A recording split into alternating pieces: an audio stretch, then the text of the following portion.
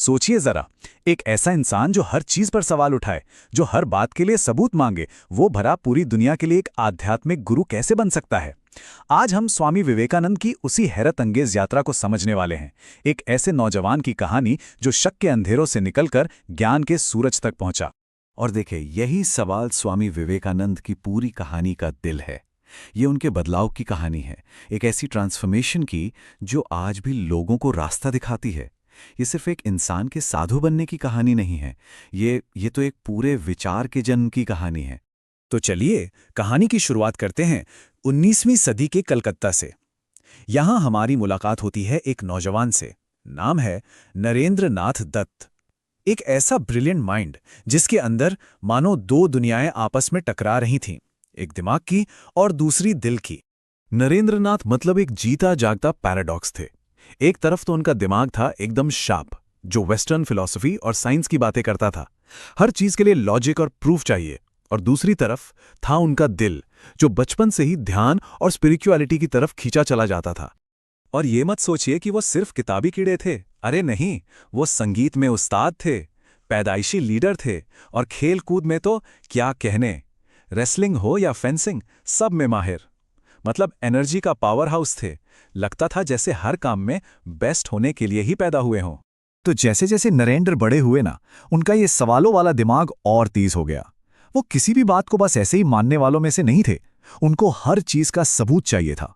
और बस यही जिद उन्हें एक ऐसी खोज पर ले गई, सच की खोज जो कभी खत्म नहीं होती।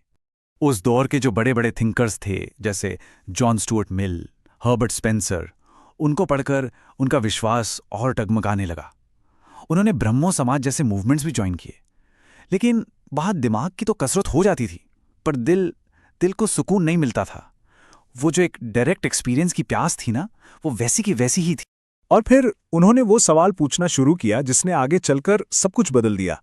वो बंगाल के हर बड़े से बड़े स्पिरिचुअल गुरु के पास जाते और बिना किसी डर के सीधा आंखों में आंखें डालकर पूछते, महाशय, क्या आपने भगवान को देखा है? पर किसी के पास इस सीधे सवाल का सीधा जवाब था ही नहीं। उनकी ये बेचैनी, ये तड़प उन्हें आखिर में एक ऐसी जगह ले आई जहां शायद कोई उम्मीद भी नहीं कर सकता था। कलकत्ता के पास दक्षिणेश्वर मंदिर, और वहां थे एक सीधे साधे पुजारी श्री रामकृष्ण परमहंस। अब जरा सोचिए, एक तरफ ये नौजवान, पढ़ा लिखा, इंटेलेक्चुअल, वेस्टर्न एजुकेटेड, और दूसरी तरफ एक गांव के पुजारी जिन्हें किताबी ज्ञान से कोई लेना देना नहीं, जो बस हर पल भगवान की भक्ति में मस्त रहते हैं। जमीन आसमान का फर्क था दोनों में। लेकिन ये जो मुलाकात हुई ना, इसने इतिहास का रुख मोड़ दिया। उनकी दूसरी मुलाकात में तो कुछ ऐसा हुआ जिसकी नरेंद्र ने कल्पना भी नहीं की थी। रामकृष्ण के एक सिंपल से टच से ही नरेंद्र को लगा जैसे सब कुछ घुल रहा है, खत्म हो रहा है। पूरा यूनिवर्स, यहां तक कि वो खुद भी एक खालीपन में समा रहे थे। उनका लॉजिकल माइंड ये समझ ही नहीं पा रहा था कि ये हो क्या रहा है।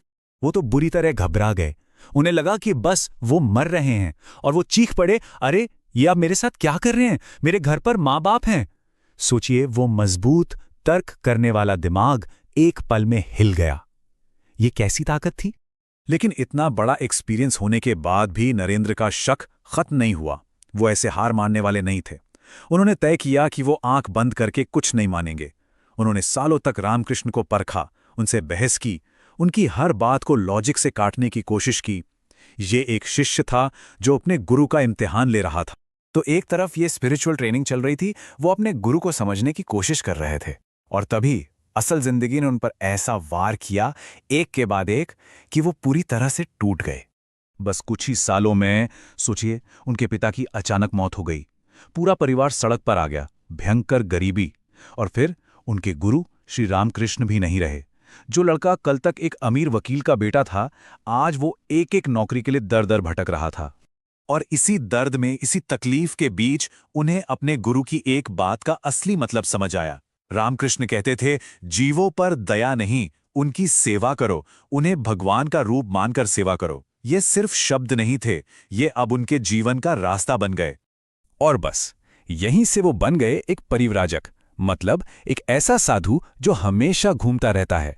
हाथ में एक कमंडल और तन पर कुछ कपड़े लेकर वो निकल पड़े पूरे भारत को पैदल नापने। ये वो यात्रा थी जो उनके मिशन को जन्म देने वाली थी। सालों तक वो पैदल चले, कभी राजाओं के महलों में रुके तो कभी सबसे गरीब और अछूत माने जाने वाले लोगों की झोपड़ियों में। और इस यात्रा ने उन्हें असली भारत दिखाया। एक तरफ तो हजारों साल पुराना स्पिरिचुअल विजडम और दूसरी तरफ दिल दुखाने वाली गरीबी, दुख और लाचारी। उनकी ये यात्रा खत्म हुई भारत के एकदम आखिरी छोर पर, कन्याकुमारी में। वहां उस चट्टान पर बैठकर उन्होंने 3 दिन और 3 रात लगातार ध्यान किया। और उसी ध्यान में उनके सारे एक्सपीरियंसेस, सारा दर्द, सारी समझ, सब कुछ मिलकर एक साफ, पावरफुल विजन में बदल गया। और वो विजन क्या था? वो इस एक लाइन में छुपा है, खाली पेट धर्म नहीं होता। उन्हें यह साफ साफ दिख गया कि अगर भारत को फिर से जगाना है तो पहले उसके लोगों का पेट भरना होगा, उनकी गरीबी मिटानी होगी। स्पिरिचुअलिटी की बड़ी बड़ी बातें तब तक बेमानी है जब तक इंसान भूखा है। अब इस नए मिशन के लिए एक बहुत बोल्ड प्लान की जरूरत थी। एक ऐसा प्लान जो उस समय कोई सोच भी नहीं सकता था। प्लान था पश्चिम जाना, अमेरिका जाकर भारत के गरीबों के लिए मदद मांगना और बदले में भारत का जो स्पिरिचुअल खजाना है वो दुनिया को देना। पर अमेरिका पहुंचना और वहां काम करना आसान नहीं था। शिकागो में उनका एक्सपीरियंस तो एक डिजास्टर जैसा था। सोचिए, वो वर्ल्ड पार्लियामेंट ऑफ रिलीजन्स के लिए बहुत जल्दी पहुंच गए। फिर पता चला कि बिना ऑफिशियल इन्विटेशन के तो वो बोल ही नहीं सकते। पैसे खत्म हो गए, कमेटी का एड्रेस खो गया। हालत यह हो गई कि एक रात उन्हें एक खाली मालगाड़ी के डिब्बे में गुजारनी पड़ी। जब लग रहा था कि अब सब खत्म, तभी किस्मत ने पलटी मारी। उनकी मुलाकात हुई हार्वर्ड यूनिवर्सिटी के एक प्रोफेसर J.H. राइट से। और वो प्रोफेसर विवेकानंद के ज्ञान और उनकी पर्सनैलिटी से इतने इंप्रेस हुए कि उन्होंने कहा, आपसे आपके क्रेडेंशियल्स मांगना तो ऐसा है जैसे सूरज से पूछना कि उसे चमकने का हक किसने दिया। उन्होंने ही विवेकानंद की हर तरह से मदद। और बस वो मंच तैयार हो गया। 11 सितंबर 1893। दुनिया के सामने एक अनजान साधु खड़ा था। किसी ने उसका नाम तक नहीं सुना था।